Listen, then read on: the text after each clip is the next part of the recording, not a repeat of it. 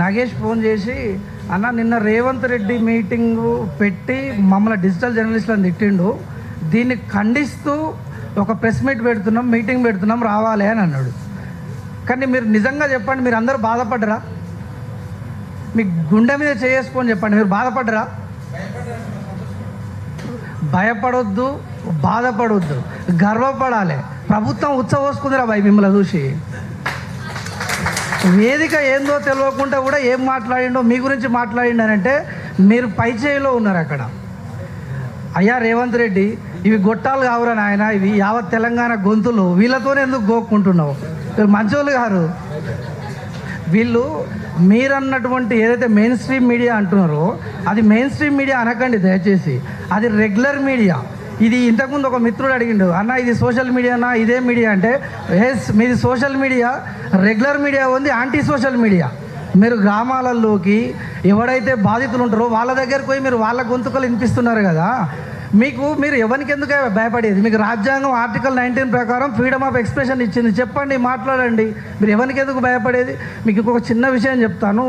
RG టీవీనో RK టీవీనో అని ఉంటుంది ఒక మిత్రుడు, 11:30కు పట్టుకపోయారు పోలీసు వాళ్ళు, రిమాండ్ చేయాలా.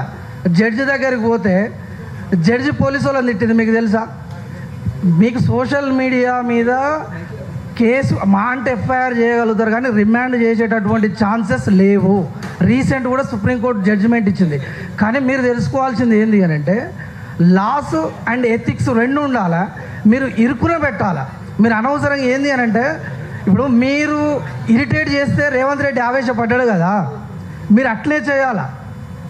కానీ మీరు ఆవేశపడవద్దు. జనాలని రెచ్చగొట్టడం కాకుండా చైతన్యవంతం చేసే విధంగా మీ మాటలు, మీ ఇంటర్వ్యూస్ ఇవన్నీ ఉంటే బాగుంటుంది. ఇంకొక మాట పృథ్వీరాజ్ అన్న, మన నిన్న ఇంటర్వ్యూ చూసిన తర్వాత నాకేమనిపించింది అంటే, వీళ్ళు ఇంతమంది మాట్లాడుతుంటే కూడా చూసిన తర్వాత రేవంత్ రెడ్డికి మా తాత చెప్తుండేది, తాసుబాం అంత కోపం ఉంది, జర్రిగొడ్డ అంత భయం ఉంది మిమ్మల్ని చూస్తే. మీరెందుకు భయపడుతున్నారు భయ్? నాకు అర్థం కాదు. ప్రశాంతంగా మీరు చెప్పాల్సింది చెప్పండి, ఆరితోరి అనకండి. ఇంతకుముందు మన దాసరి సీనన్న చెప్పినట్టు ఏది పడుతుంది అడ్డగోలుగా బెడ్రూమ్ అంశాలు, ఈ పనికి వాళ్ళ ముచ్చట్లు కాకుండా ప్రజల సమస్యలను మాట్లాడండి. కోర్టులు అండగా ఉంటాయి. మీకు ఇంకొక విషయం ఏంటి అని అంటే, ఇంతకుముందు ఇంటెలిజెన్స్ వాళ్ళు వచ్చారు, వాళ్ళు వచ్చారు, వీళ్ళు వచ్చారు అంటారు కదా. మిమ్మల్ని మెచ్చుకుంటున్నారు వాళ్ళు. ఈ పొలిటికల్ ప్రెషర్, గవర్నమెంట్ ప్రెషర్ వల్ల వాళ్ళు తలదించుకుంటున్నారు కోర్టుల దగ్గరికి వచ్చి. కాలు మీద కాలు వేసుకుంటే ఏమవుతుంది? రగన్న కాలు మీద కాలు వేసు, ఆయన కంఫర్ట్ కోసం వేసుకున్నాడు. ఇంకొకటి, ఒకవేళ సీఎం మీటింగ్కో ఇంకొక దగ్గరికి పోయిండు వేసుకున్నాడు అని అంటే, రగన్న ఒక్కడు కాదాడా. రగన్న న్యూస్ ఛానళ్ళు చూసేటోళ్ళు పొద్దున్న లేస్తే వేలలో లక్షలలో ఉన్నారు. మా అందరికీ ప్రతినిధి ఆయన. మేము పంపినాం.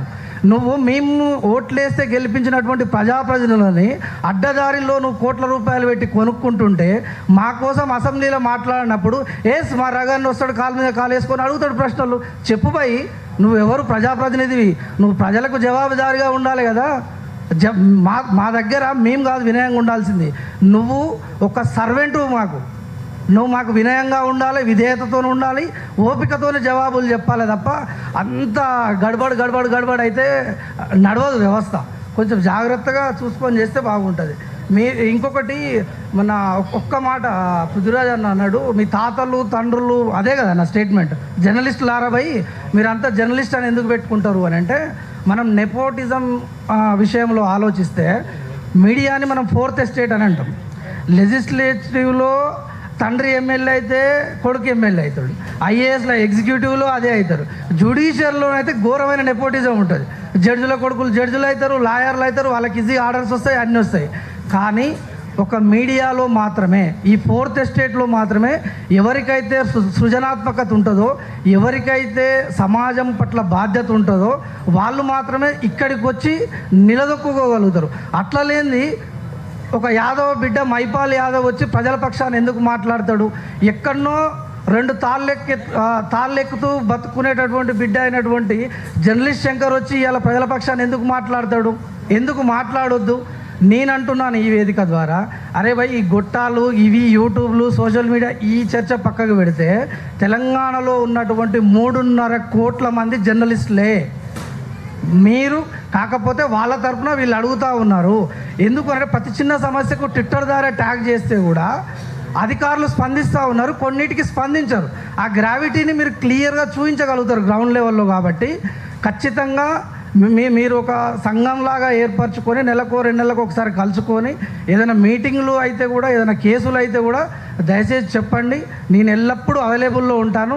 ఇంకొక ముఖ్య విషయం, ఒక మిత్రునికి కేసు పెట్టిర్రు, ఎఫ్ఐఆర్ అన్న ఏం సెక్షన్లో చూడ, ఏం సెక్షన్ ఏముంటుంది రా భయ్, గదే బిఎన్ఎస్ఎస్. మీరు ఓన్లీ చంపలేదు, రేపు చేయలేదు కదా, అంతకు మించి ఏముండవు. దాంట్కి రిమాండ్ కావాల్సినటువంటి సెక్షన్లే ఉండవు.